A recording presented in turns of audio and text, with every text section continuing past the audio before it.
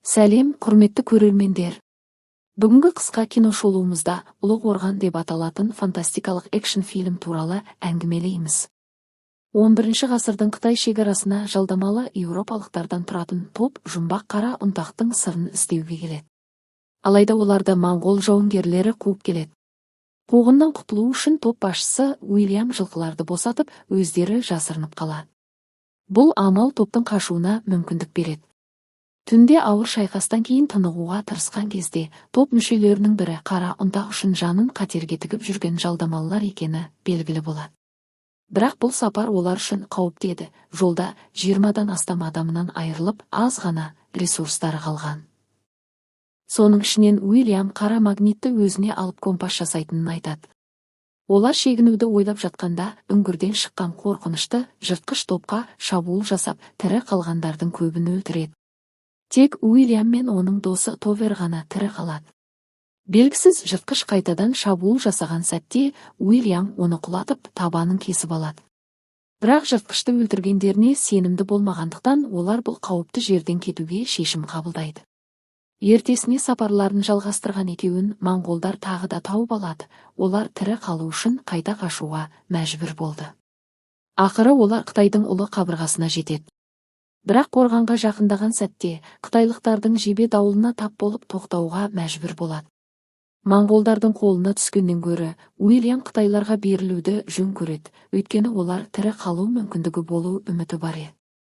Қытай басшысы генерал Шао мен стратег Ван басқаратын аты жоқ орден деп аталатын құпия әскерлері Уильямның өзімен бірге алып келген құбыжықтың табанын көргенде қатты шошып, одан оны қайдан алғанын талап етеді. Уильям құбыжықты өзі өлтіргенін айтқанымен қытайлықтар оған сенбей, мазақ етіп күледі. Стратег Ван шетелдіктердің айтып отырғаны шындыққа жанасуы мүмкін деп есептейді. Оның пікірінше ерлердің қару-жарағы мен киімдері жыртқыштың қанымен боялғаны дәлел. Осы уақытта барлаушы ішке жүгіріп кіріп, бақылау мұнараларына жаудың жақындап қалғанын хабарлайды. Бұл жаңалықты естіген генерал Шао дереу әскерлерге шайқасқа дайындалуға бұйрық береді және 2 тұтқынды қабырғаға жеткізуді талап етеді. Қабырғаға көтерілген тұтқындар түрлі түсті сауыт киген үлкен армияның шайқасқа дайындалып жатқанын көреді. Уильям бұл армияның ұйымшылдығына таң қалады. Әскердің қару-жарағы мен сауыттарының түсі әр сарбаздың атқаратын рөлін көрсетеді.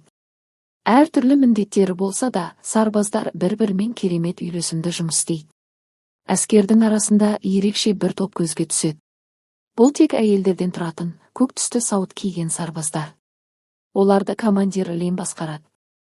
Олар қабырғаның шетіне жайғасып алып найзаларын шайқасқа дайындап жатыр. Барлық сарбаздар жаудың жақындауын шыдамдылықпен күтуде.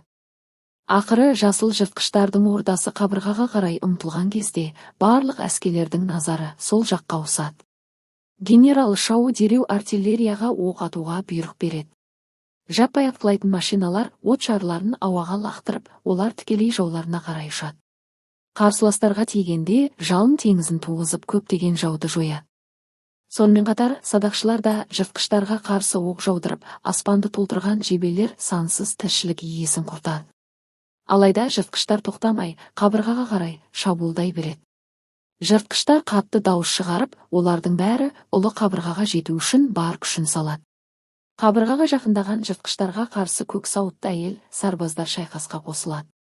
Олар қабырғаның шетінен найзаларын дәл бағыттап, жауларын қадай бастайды. Жауынгер әйелдерді ер сарбаздар жіптермен тез жоғары тартып, қайта шайқасқа дайындайды. Дегенмен сарбаздардың ерлігі мен күш-жігеріне қарамастан, жыртқыштар саны тым көп еді. Жыртқыштар сарбаздарды тірідей жеп, армияға ауыр соққы жасап жатыр. Көп ұзамай, шайқасқа жыртқыштардың патшайымы қосылады. Ол алыстан көптеген оққағарлармен келіп, шайқасты тиімді басқаруға кіріседі.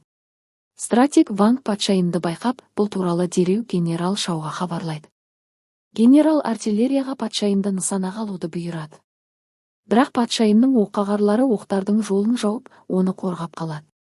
Жыртқыш патшайымы адамдардың қарсылығына ашуланып, өз әскерлеріне жаңа бұйрық береді. Ол жоспарын өзгертіп, әскерлеріне қабырғаларға өрмелеуді бұйырады. Жыртқыштардың бірнешеуі қабырғаға тез көтеріліп, сарбаздарға шабуыл жасайды.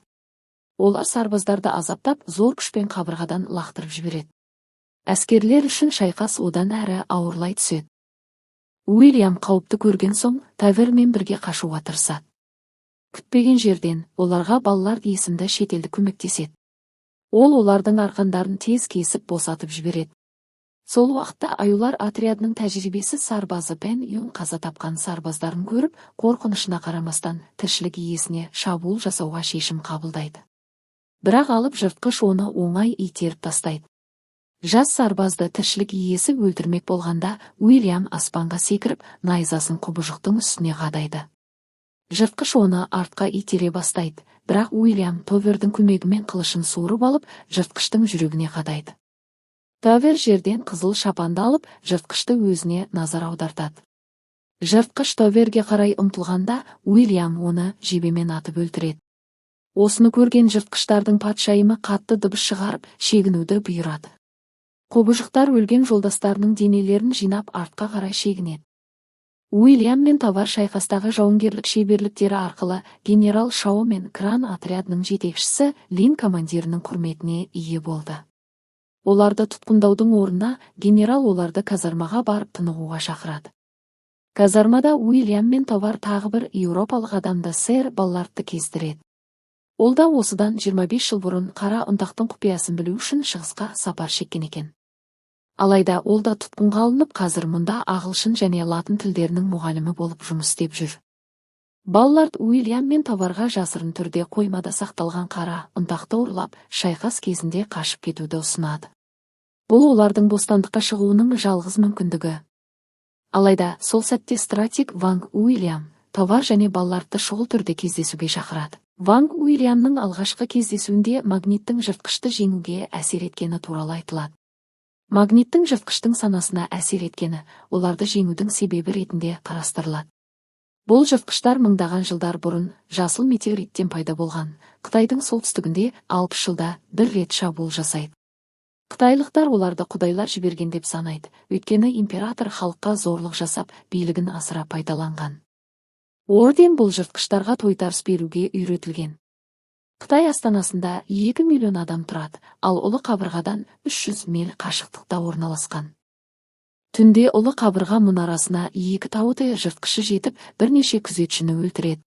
Шау мен Лин бұғы отрядының сарбаздарымен бірге не болып жатқанын тексеру үшін мұнараға көтеріледі, бірақ жыртқыштар оларға шабуыл жасайды. Тауыты жыртқышы өлтірілгеннен кейін генерал Шау ауыр жарақат алады. Ол соңғы сөзінде Линге мұрагер болуын және жыртқыштардың ақылдылығынан ешқашан алданып қалмауын ескертеді. Генерал Шауның қазасынан кейін жаппай жерлеу рәсімі ұйымдастырылады. Адамдар оның өліміне қайғырып, генерал Шауның ақырет өміріне өткенін белгілеу үшін көптеген жарық шамдарын ауаға жібереді.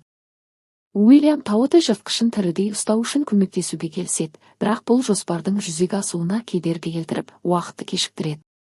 Тавар ашуланып, қара ұнтаққа байланысты жоспарды иесіне салады. Ванг антисептиктерді дайындап, оларды ілмектерге жабыстырады, өйткені ол тауыты жыртқышын тірідей ұстауға дайындалып жатыр. Жыртқыштар қабырғаға көтерілуге тырысып, көп ұзамай жинала бастайды. Сарбаздар оларды қарсы алып, қорғану үшін шабуылға шығады. Қабырғалардан шығатын үлкен қайшылар жыртқыштарды кесіп өтеді. Бұл уақытта тауыты шабуыл жасап, Лин гарпундарды атуға бұйрық береді. Ілгектер жауларға қарай атылады, нәтижесінде бірнеше тауыты шынжырлы ілгектерге ілінеді.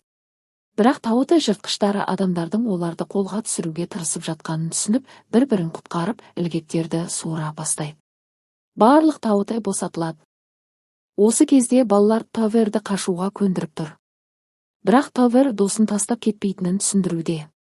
Уильям Қытай армиясынан кетуді ойлап тұр. Соңғы сәтте Уильям әскерлеріне қайта оралып, командирлерге шынжырмен байланған соңғы тауыты жыртқышын өз алуға шешім қабылдайды. Армия бұл тіршілік иесін оқшаулау үшін оның айналасына көптеген бомбалар атып, бүкіл аумақты отпен қоршап, жалын өрісін жасайды.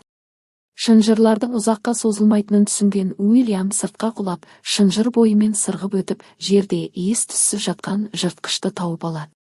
Ол тіршілік иесін жоғары көтеру үшін байлайды. Бірақ тауыты шабуыл жасағанда, Уильям өз өмірі үшін күресуге тырысады.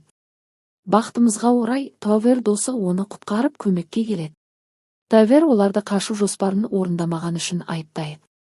Жаңа тауы-тәйлер шабуыл жасаған кезде екеуі командалық жұмысын пайдаланып, жыртқыштың көзіне оқ атып, тіршілік иелерін бірлесіп өлтіре алды. Алайда тауы-тәйлер жалын қабырғасын айналып өтіп, оларды қоршап, шабуылға көшеді. Қытай әскерлері жерге көптеген бомбалармен атқылап, тауы-тәйлерді жарылыс арқылы өлтіріп, олардың өмірлерін сақтап қалды. Олар тез арада тауы-тәй жыртқышын торға қамап, тіршілік иесіне магнитпен әсер ету тәжірибесін жүргізеді. Бір таңқаларлығы, Ван жаратылыстың бойындағы жыртқышқа жақындағанда, ол ақырында қозғалуды тоқтатады. Елші Чен Ванның наразылығына қарамастан, тауы-тәй жыртқышын дереу императорға жеткізуді талап етеді. Бірақ бұл бұйрық патшаның өзінен келген болатын. Елші тауы-тәй жыртқышын Астанаға алып барады. Қабырғадан шыққаннан кейін армия ғимараттың түбінен тауы-тәйнің жаңа қимылдарын байқап, әскерлер төмен түсіп тексеруді бастайды. Олар таңқалғаны, тіршілік иелері бұрынғы шайқастарды өз мақсаттарына пайдаланып, жауынгерлерді соқыр ету үшін айла қолданған. Сонымен қатар, ұлы Қытай қорғанының түбінен тесік табылып, патшайым Тауы-тәйні өз ордасымен Астанаға бару үшін осы тесікті пайдаланбақ. Тавер мен балалар жасырын қойманы жарып ішке кіріп қара ұнтақты ұрлап қашуға тырысады.